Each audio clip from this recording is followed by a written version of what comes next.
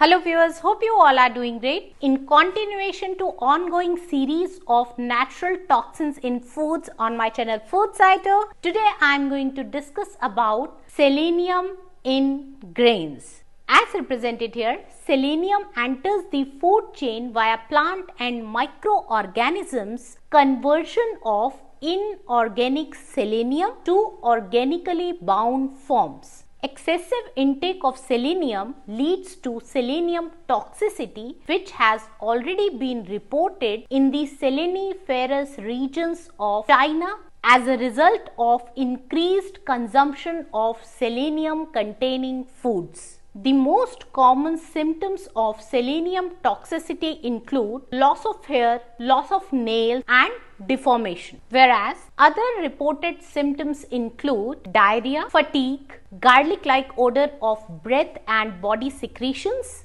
and skin lesion. Now the question arises, how much selenium intake leads to selenosis? So as mentioned here, consumption of approximately 3 to 5 milligrams selenium per day leads to selenosis. Now let's discuss about our next toxins, that is methyl mercury in seafoods. Exposure to elemental mercury is rare, but occupational manufacturers who are exposed to elemental mercury may have some adverse health effects.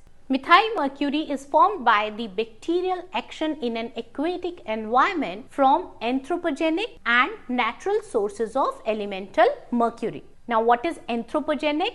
It refers to pollution or environmental change originating from human activity. As represented here, Minamata disease in Japan as a result of direct discharge of methyl mercury in the environment.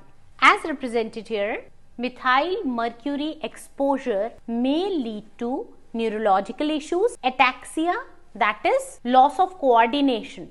People lose muscle control in their arms and legs, loss of hearing and dysarthria, that is speech related issues. Now the question arises, from where do we get methyl mercury in our food? Near the peak of the food chain, methyl mercury becomes concentrated in fishes, for example, bonito, halibut, mackerel, swordfish and tuna, etc. Thus, fish consumption causes humans exposure to methyl mercury. That's all about selenium in grains and methyl mercury in seafood. Stay tuned with Foodcyto for more such concepts and learning in a simplified manner. और अगर आपको ये video पसंद आया हो तो please like, share and subscribe. Thank you.